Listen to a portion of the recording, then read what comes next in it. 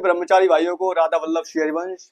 तो पहले कुछ महत्वपूर्ण सूचना दे दूं आपको चैनल के बारे में कि जो हमारा लॉन्ग वीडियो का सेशन है उसमें तो आपको ब्रह्मचर्य से संबंधित और अध्यात्म से संबंधित आपको ज्ञानवर्धक वीडियो प्रोवाइड कराई जाएंगी, और जो हमारा शॉर्ट वीडियो का सेशन है उसमें आपको मोटिवेशनल वीडियो प्रोवाइड कराई जाएंगी, यानी कि बड़े बड़े महापुरुषों द्वारा या एनिमेटेड वीडियो कोई भी हो सकता है, लेकिन आपको मोटिवेशनल वीडियो ही प्रोवाइड कराई जाएंगी। और जो हमारा कम्युनिटी पोस्ट का सेशन है उसमें आपको मोटिवेशनल और ज्ञानवर्धक दोनों प्रकार की जो पोस्ट देखने को मिल सकती हैं। ठीक है, तो ये हमारा था कैप्शंस बॉय चैनल का स्ट्रक्चर। इसका मकसद यही है कि आपका जीवन इम्प्रूव हो, आपका जीवन सुधरे और आप अपने जीवन के उत्तम से उत्तम लक्ष्य को प्राप्त करें और अपने जीवन को प्रसन्नता पूर्वक व्यतीत करें। ये कैप्शंस बॉय चैनल का लक्ष्य है। तो अब आते हैं अपने टॉपिक की तरफ। तो जब मैं कमेंट सेशन चेक कर रहा था मित्र, तो मुझे कुछ प्रश्न प्राप्त हुए, तो वो प्रश्न मैंने नोटबुक में लिख लिए हैं, ताकि अब मैं कमेंट में रिप्लाई करता तो उनका उत्तर इतनी आसानी से नहीं दे पाता, टाइम लगता। तो मैंने सोचा कि इसके ऊपर एक पर्सनल वीडियो बना दी जाए, और किसी मित्र के सवाल छूट भी जाए तो कृपया क्षमा कर देना, मैं अगली वीडियो में आपको देने का प्रयास करूंगा। तो सवाल कौन से हैं आप देख लीजिए। तो पहला हमारा सवाल है कि भाई बिना शैम्पू के कैसे नहाएं। बिना शैम्पू के कैसे नहाएं? तो बिना शैम्पू के कैसे नहाया जाता है, वैसे ही नहाना है। देखिए, यदि आप ब्रह्मचर्य का पालन कर रहे हैं तो आपके बाल छोटे होने चाहिए या फिर बहुत बड़े होने चाहिए। शैम्पू आदि लगाने की कोई आवश्यकता नहीं है। शैम्पू आदि लगाओगे ब्रह्मचर्य में तो रजोगुणी प्रवृत्ति बढ़ेगी, शरीर से लगाव बढ़ेगा, और जब रजोगुणी प्रवृत्ति बढ़ती है तो काम वासना सताती हैं, और जब काम वासना सताती हैं तो हम ब्रह्मचर्य को खंडित किए बिना रुक नहीं पाते। कोई विरलाई होते हैं जो इस काम वासना को सह पाता है। तो क्यों मुसीबत मोल ले रहे हो? इसीलिए शैम्पू आदि का, साबुन आदि का, किसी प्रकार के प्रोडक्ट आदि का जो आपके शरीर को सुंदर बनाए या कुछ आदि का नहीं, क्योंकि ब्रह्मचारी अपने आप में ही सुंदर होता है, उसे किसी सुंदरता की जरूरत नहीं है। अपने आप ही अंदर से उसके ग्लो आता है, अपने आप ही सारे सद्गुण उसमें प्रवेश कर जाते हैं। मैं अपना एग्जांपल दे रहा हूँ, मैं ना तो साबुन का प्रयोग करता हूँ ना शैम्पू का प्रयोग करता हूँ, कुछ नहीं लगाता, सिंपल सादे जल से स्नान कर लेता हूँ, वही हमारी पवित्रता हो जाती है। तो शैम्पू आदि लगाने की कोई आवश्यकता नहीं है यदि आप ब्रह्मचर्य का पालन कर रहे हो तो। अगला प्रश्न है कि भैया ब्रह्मचर्य में दोपहर को सो सकते हैं, प्लीज बताइए। तो पहले तो एक ब्रह्मचारी को रात्रि में ही 5 से 6 घंटे की नींद लेनी चाहिए, इससे अधिक लेनी ही चाहिए। यदि आपका शरीर ज्यादा थका हुआ है, आप ज्यादा कार्य करते हो या फिर व्यायाम आप ज्यादा कर लेते हो तो शरीर में दर्द वगैरह होता है, तो थोड़ा आराम कर लीजिए, लेकिन सोना मत। यदि आप सोओगे 3-4 घंटे की आपने दिन में ही नींद ले ली तो काम वासना का प्रभाव उससे बढ़ता है, और जब मन खाली होता है, जब आप ज्यादा सोते हो तो स्वप्न दोष आदि की समस्याएं बढ़ती हैं। तो दोपहर में मैं तो कह रहा हूँ मत सोइए, जितना हो सके टालने का प्रयास करिए, या बहुत ही थके हुए हो तो थोड़ी बहुत देर आराम कर लीजिए। तो सोइए मत, आराम आराम कर सकते हैं, सोना नहीं है। तो अगला हमारा प्रश्न है, एक हमने कम्युनिटी पोस्ट डाली थी प्रेमान जी महाराज की, आपने पढ़ ली होगी। तो उसमें है कि अगर संघर्ष के बाद भी सफलता ना मिले तो क्या करें। कि यदि हम संघर्ष कर रहे हैं किसी सफलता को प्राप्त करने के लिए, किसी लक्ष्य को प्राप्त करने के लिए, और हमारे पूर्ण प्रयास के बाद भी सफलता ना मिले तो हमें क्या करना चाहिए। तो मित्र देखिए, इसमें दो ही कारण हो सकते हैं कि या तो आपने अपनी सफलता में जो संघर्ष है या मेहनत है उसमें आपने प्रमाद स्थिति करी है, उसमें आपने कमी करी है तो आपको सफलता प्राप्त नहीं हुई, कोई ना कोई त्रुटि हुई है तो आपको सफलता प्राप्त नहीं हुई। देखिए, हम अपनी त्रुटियां स्वयं जानते हैं, किसी और को बताने की आवश्यकता नहीं है। बट हमें करते क्या है कि उसे छुपाने का प्रयास करते हैं, यानी कि हम अपने साथ स्वयं ही धोखा कर रहे हैं, कोई हमारे साथ धोखा नहीं कर रहा। तो आप स्वयं चेक करिए कि हमने कहाँ पे गलती की, ईमानदारी से चेक करना है। ये नहीं कि किसी को बताएंगे तो बेइज्जती हो जाएगी, स्वयं अपने अंदर ही चेक करना है और अपने अंदर ही इसे सुधारना है।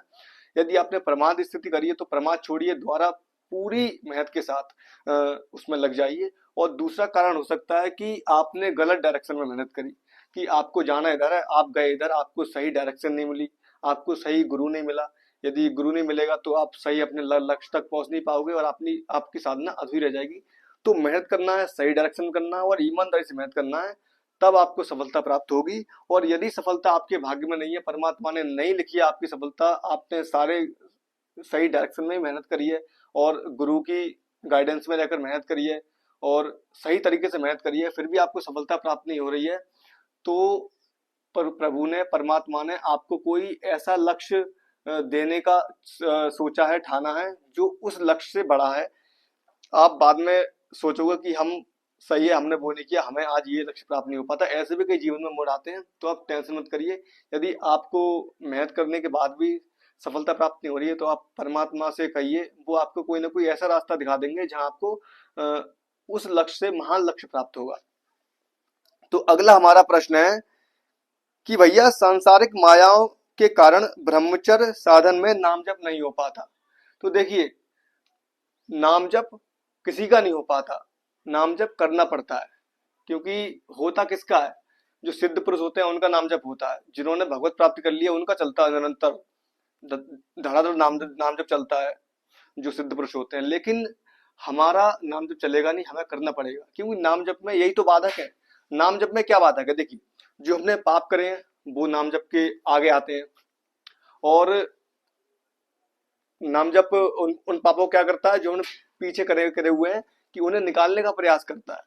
तो आपको करना क्या होगा, पहले कि अपनी समस्त इंद्रियों को, ज्ञान इंद्रियों को मेनली स्टॉप करना पड़ेगा, कि आपको ना तो गलत देखना है, ना गलत सोचना है, ना गलत खाना है सोचना मन से, और ना गलत सुनना है, ना गलत बोलना है। तो इन आदि इंद्रियों पे आपको स्टॉप लगाना पड़ेगा, पूरी तरह संयम लगाना पड़ेगा।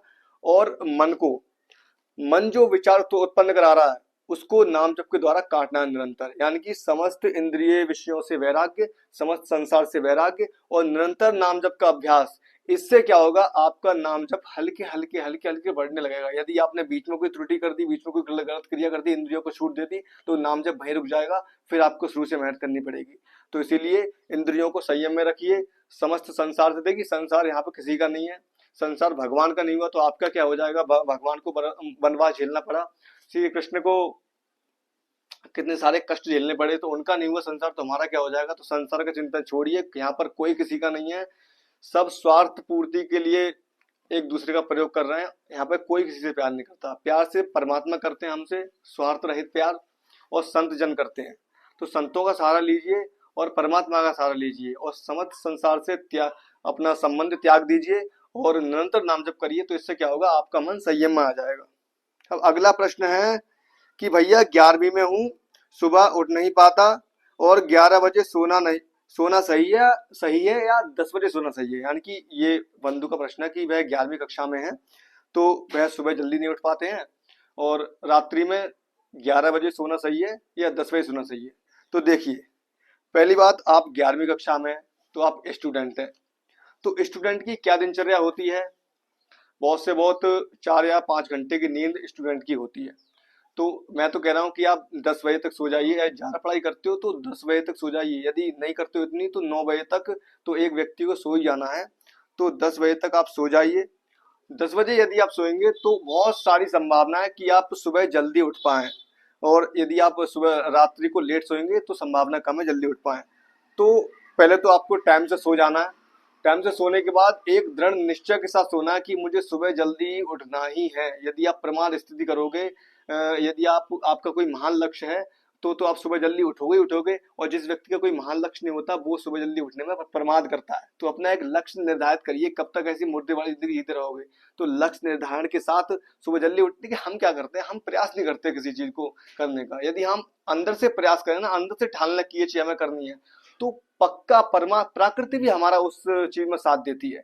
तो यदि आप सच्चे हृदय से अंदर से ठान लोगे ना कि मुझे सुबह जल्दी उठना ही है, और तत्काल आपकी आंख खुली, अलार्म बजा, तत्काल आपने बिस्तर छोड़ा, मुंह धोया, थोड़े टहले, तो नींद भाग जाएगी।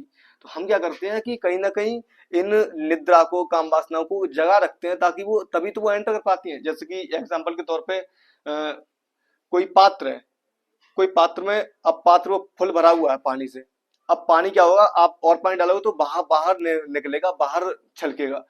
क्या नहीं कि उस पात्र में जगह ही नहीं है, इसलिए बाहर जा रही है चीजें।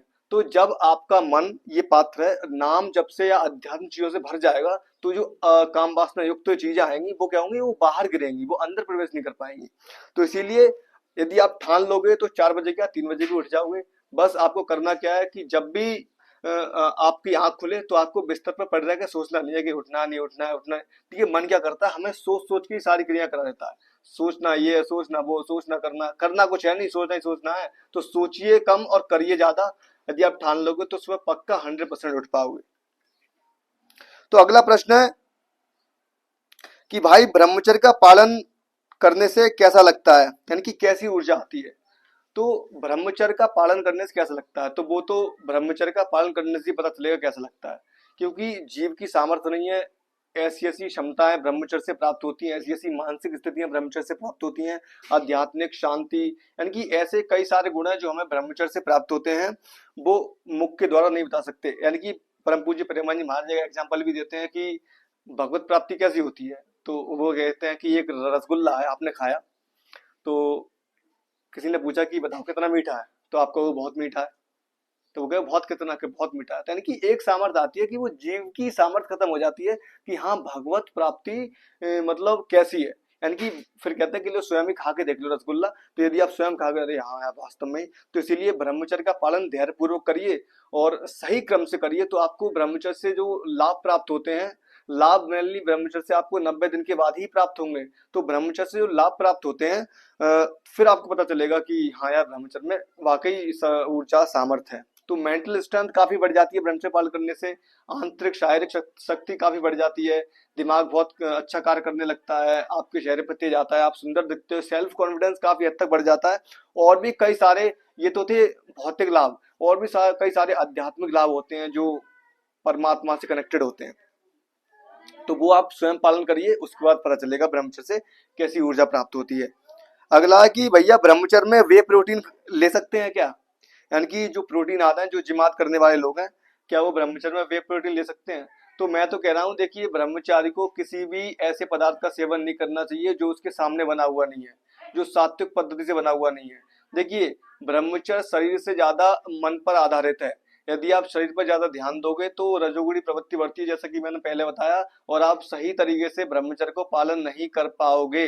तो बे प्रोटीन किस पद्धति से बना हुआ है, बे प्रोटीन आपके सामने नहीं बना, बे प्रोटीन पता नहीं क्या क्या उसमें चीजें डली हुई हैं, और वो क्लेम भी कर रहे हैं, तो क्या पता वो चीज डली भी हुई है कि झूठा भी क्लेम कर रहे हैं, ये भी हमें सही तरीके से नहीं पता, हम वो पड़ा हुआ ही मान लेते हैं। तो बे प्रोटीन प्रोटीन मैं तो कह रहा हूँ कि लीजिए मत, और भी कई सारे सात्विक पदार्थ हैं आप उनको ग्रहण करिए, उससे भी आपका शरीर काफी ज्यादा बलिष्ठ हो सकता है। देखिए मेन चीज होती है कंसिस्टेंसी, यदि आप किसी एक चीज में कंसिस्टेंस हो जाओगे ना, जैसे आपको व्यायाम करना है तो आप डेली व्यायाम करिए, और व्यायाम के साथ जो भी आपकी सात्विक पदार्थ हैं, जो भी इनसे ऊर्जा मिलती है, वो आप डेली कंज्यूम करिए, तो क्या होगा कि आपकी बॉडी इंप्रूव होना शुरू हो जाएगी। यदि आप गलत आचरण करोगे और बे प्रोटीन भी लोगे तब भी उससे कुछ लाभ नहीं होने वाला। तो बे प्रोटीन आदि का चक्कर छोड़िए और सही डाइट लीजिए और नियम से संयम से रहिए, तभी आपका जो शरीर बलिष्ठ हो पाएगा। तो मैं तो कह रहा हूँ बे प्रोटीन लेना व्यर्थ है, मैं तो कुछ यूज करता नहीं, आप अहंकार में मत लेना इसे, पर मैं तो सिंपल ही रहता हूँ, क्योंकि हमें अपने मन को देखना है, ना कि शरीर को देखना है। यदि मन प्रसन्न है ना तो शरीर स्वतः ही सही रहेगा, शरीर को स्वस्थ रखना है, ज्यादा फुलाना नहीं है। उसके बाद एक भाई ने प्रश्न किया कि मेडिटेशन और प्राणायाम नहाने के बाद करें या उससे पहले। तो मैंने एक वीडियो डाली थी, उसमें बताया था कि आप प्राणायाम करते हो, व्यायाम करते हो, तो आपको पसीना आता है, तो यदि आप व्यायाम प्राणायाम करने से पहले स्नान कर लेते हो तो आपको पसीना आएगा, तो आपको दोबारा स्नान करना पड़ेगा। तो मैं ये कह रहा हूँ कि आप मेडिटेशन प्राणायाम व्यायाम करने के बाद स्नान करिए, क्योंकि तब आप और ज्यादा फ्रेशनेस फील करोगे। ठीक है, तो प्राणायाम और व्यायाम करने के बाद आपको स्नान करना है। उसके बाद एक भाई ने कमेंट किया है, भाई आपकी फिजिक इतनी अच्छी है, अच्छी कैसे कैसे है, इस पर एक वीडियो बनाइए। तो मुझे तो लगता नहीं कि मेरी फिजिक इतनी अच्छी है, नॉर्मली है, लगभग 60 kg वेट है, और इतना ही रहता है, इससे कोई बढ़ता भी नहीं है, नहीं घटता है, तो इतना ही वेट रहता है। तो फिजिक का अच्छी करने का राज एक ही है, ब्रह्मचर्य, क्योंकि वीर शक्ति जब तक आपके अंदर छुपी हुई है तब तक आपका जो सामर्थ्य है, आपके शारीरिक बल है, आपकी फिजिक अच्छी है। यदि वीर शक्ति का यदि आपने क्षय कर दिया तो कोई भी आप पदार्थ कंज्यूम कर लीजिए, कोई भी आप कैसी भी पौष्टिक आहार ले लीजिए, उससे आपके शरीर में ऊर्जा आने वाली नहीं है। मेन ऊर्जा क्या है, वीर शक्ति। यदि आप वीर शक्ति को बहाते हो और ताकतवर पदार्थ खाते हो तो उससे कोई लाभ नहीं होने वाला। आप चाहे हल्का अल्पाहार भोजन कीजिए और पर वीर शक्ति की रक्षा करिए, क्योंकि जब हम वीर शक्ति करने से पहले हमारे शरीर में काफी ऊर्जा होती है, तो हम सोचते हैं कि ये ऊर्जा वीर शक्ति नाश करने के बाद ही बनी रहेगी, लेकिन ऐसा होता नहीं है। बाद में ग्लानि होती है कि उससे अच्छा तो पहले ही था, हम वैसे ही अपने शरीर से राख कर रहे थे, अब नष्ट हो गया, अब फिर पछताने रह जाता है वीर शक्ति नष्ट करने के बाद। तो शरीर से राग हटाइए, फिजिक आपकी अपने आप अच्छी बन जाएगी यदि आप संयम से चलोगे, ब्रह्मचर्य का पालन करोगे तो ब्रह्मचर्य ही मेन प्रत्येक व्यक्ति की फिजिक का जो कारण है। जो सात्विक व्यक्ति होता है उसकी जो पर्सनैलिटी होती है, स्वस्थ होता है, अंदर से प्रसन्न, बाहर से भी तेजवान होता है, वो राज ओनली ब्रह्मचर्य से है और इसमें कोई ज्यादा बड़ा इतना वो नहीं है। तो ये तो थे प्रश्न जो हमारे भाइयों ने पूछे थे। यदि कोई भी प्रश्न रह गया हो तो मुझे क्षमा कर देना, मैं अगली वीडियो में उसका उत्तर देने का प्रयास करूंगा। और यदि आपका अभी कोई प्रश्न है ब्रह्मचर्य से संबंधित या अपने आध्यात्मिक ज्ञान से संबंधित, तो वो आप कमेंट बॉक्स में मुझसे पूछ सकते हैं। और इसी के साथ मैं विदा लेता हूं और अपना ध्यान रखिए और प्रभु का नाम चिंतन स्मरण करते रहिए, पाप आचरणों से बचते रहिए, क्योंकि यदि आप पाप से बचोगे तभी आपका जीवन समृद्ध एवं खुशहाल हो पाएगा, अन्यथा नहीं हो पाएगा। तो प्रभु से जुड़िए, प्रभु में अपार आनंद है, यदि उनसे जुड़ेंगे आप तो प्रसन्न खुश एकदम झूमते रहेंगे, सारी चीज आपको प्राप्त हो जाएगी। बस ब्रह्मचर्य खंडित मत होने देना। इसी के साथ विदा दीजिए मुझे और अपना ध्यान रखिए। बहुत बहुत जय श्री राम।